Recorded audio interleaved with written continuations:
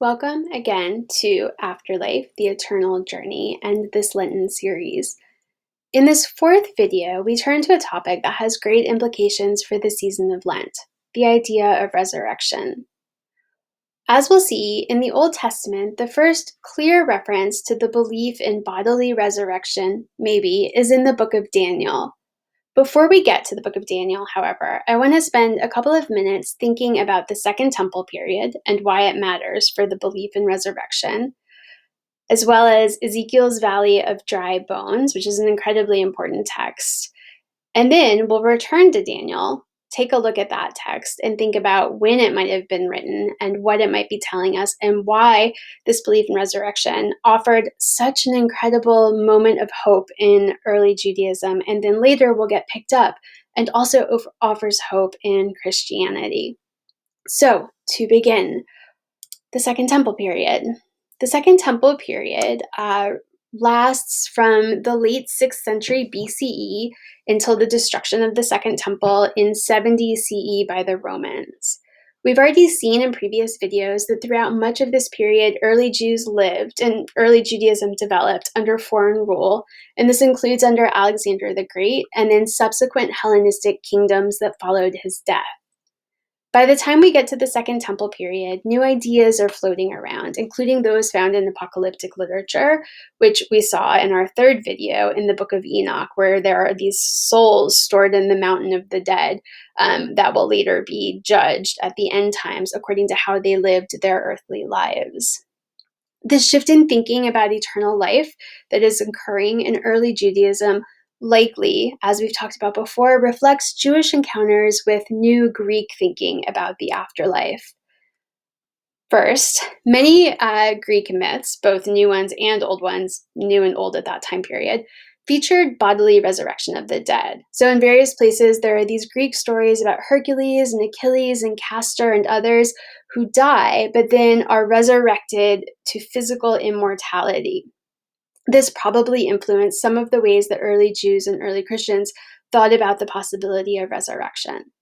Second, the works of Plato, who lived from 428 to 348 BCE, also influenced Greek thinking and Greek culture, which then in turn influences the Jews and Christians who are living under Hellenistic rule and then later Roman rule.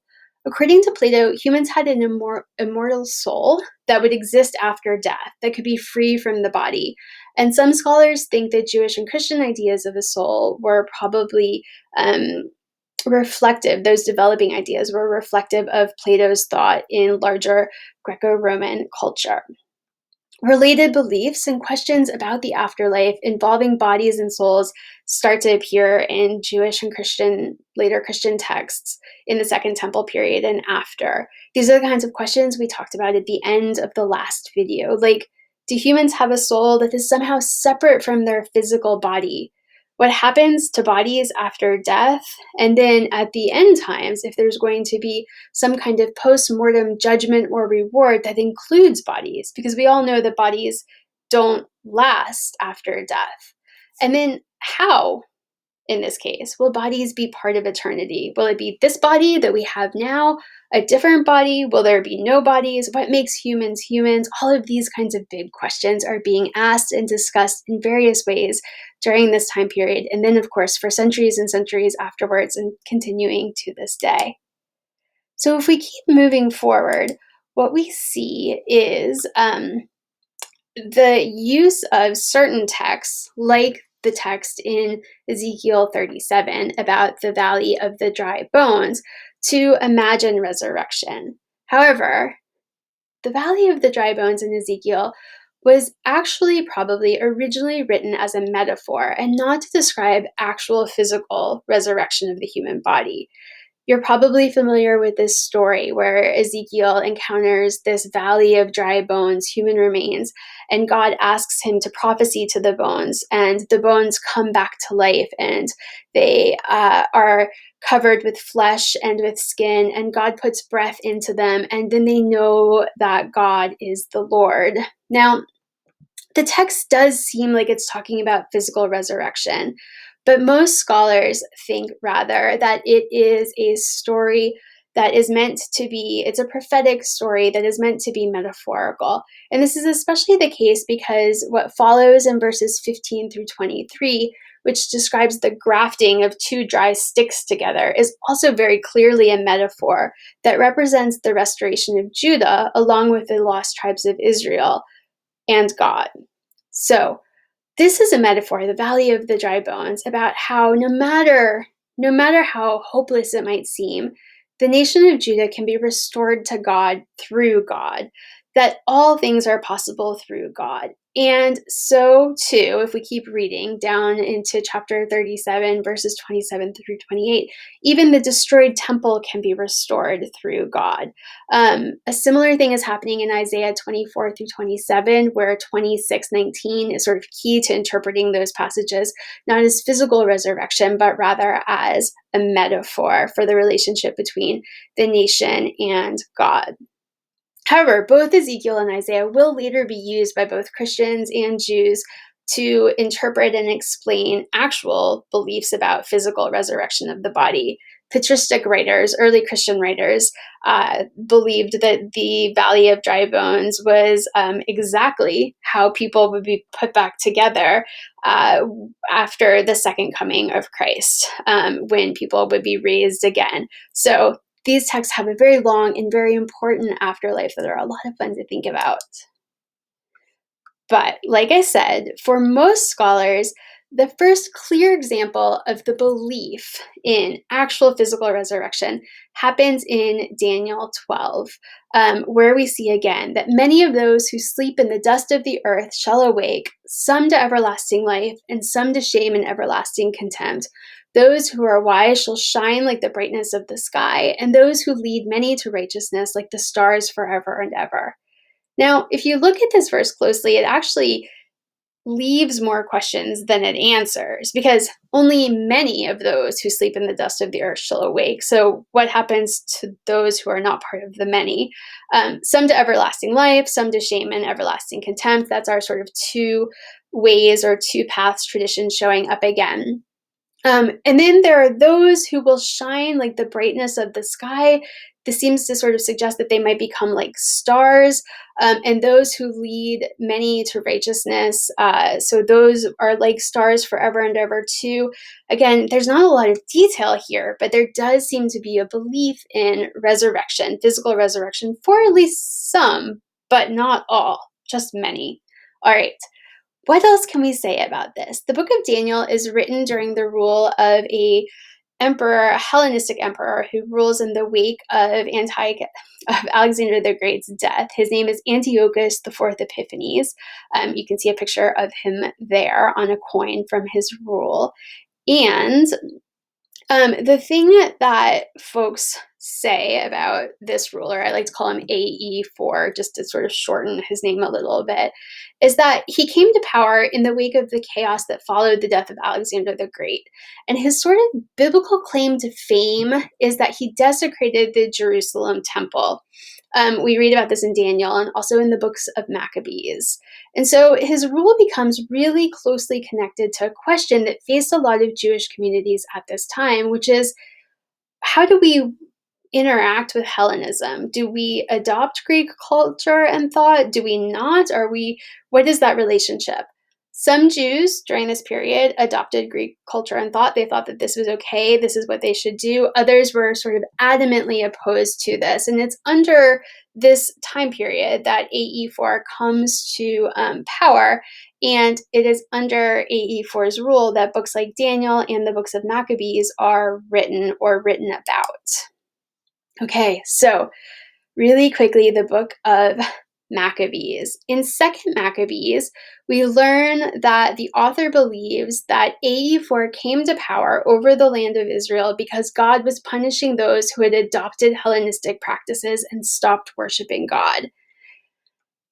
Most biblical scholars agree that the idea of bodily resurrection in Judaism came about in the wake of AE4's rule. And we can sort of see this in 2nd Maccabees.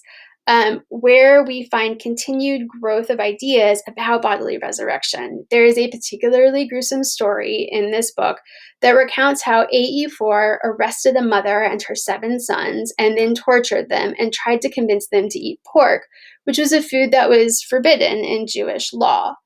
And then a series of horrible things happens to each of the brothers and their mother as they refuse to do this.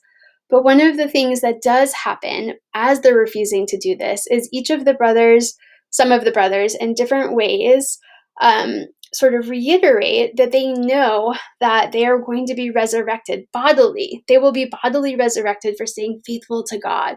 And so, for example, when one of the brothers, the third one, I think, loses his tongue in his hands, he says, I got my tongue in my hands from heaven, and because of God's laws, I disdain them, and from God, I will get them back again. And the fourth brother proclaims that he will be raised again, but says that AE4 will not, that there is no resurrection to life for AE4 because of how evil and terrible he is. And then finally, the text also notes that as the mother watched each of her sons die, she reminded them that God gave them mercy and breath and will do it again. And so in this story, we see a belief that after their deaths, the mother and sons will get their bodies back resurrected based on their actions in this lifetime. God will raise us up to an everlasting renewal of life, says 2 Maccabees 7:9. Now, this is an incredibly different idea about the afterlife than what we've seen in previous biblical texts. Daniel 12 is written around the same time, or at least about the same time period as 2 Maccabees, and under the influence of AE4's rule. And we see this idea that people who sleep in the dust of the earth shall awake to a new body of some kind. Maybe it's a little bit unclear again in Daniel 7. It's 12, Daniel 12. It's not as clear as it is in 2 Maccabees 7. To sort of close and wrap up, we'll also see in the New Testament debates about resurrection and debates about bodies and what happens after death and then at the final judgment. This happens in Luke 20:34 through 36, and also the wider context of Luke 20, where Jesus and the Sadducees are having a sort of heated debate or disagreement about resurrection. And Jesus tells them, when the Sadducees challenge Jesus about what happens if someone is resurrected, but they've had multiple husbands when they were alive because each of their husbands kept dying, Jesus tells them that those who are considered worthy of a place in that age and in the resurrection from the dead neither marry nor are given in marriage. Indeed, they cannot die anymore because they are like angels and are children of God, being children of the resurrection. And so, what seems to happen here is that we can see that there are still debates about what resurrection will look like during the time of the New Testament, and that Jesus seems to believe in bodily resurrection. Although, what exactly happens to the disembodied soul while they're waiting for eternal life and a body again isn't exactly spelled out for us. Although Jesus does seem to suggest that being embodied in a person's earthly life is very different than being embodied in the resurrection period, but we don't get more details than that. Yet, despite the lack of details in these texts, the idea of resurrection will become, and continues to be, key to both Jewish and Christian thought, and rabbis and early Christian theologians would spend a lot of time thinking about what resurrection would look like and disagreeing about these issues of embodiment. In this addition to the way that early Jews and early Christians imagined eternity after their mortal existence added this element of hope. The Old Testament always had hope that God would intervene in history, that God would save the nation and the people, that God cared for them. And often the prophets imagined a new and better world that was unlike this world. Resurrection becomes, in some ways, a part of this overarching story of hope for a better world. And as Christianity began, it too would think about resurrection in a new, better world together, especially as it imagined the coming kingdom of heaven, which is the focus of our fifth and final video in this series. I'm looking forward to talking with you about that soon. Thanks.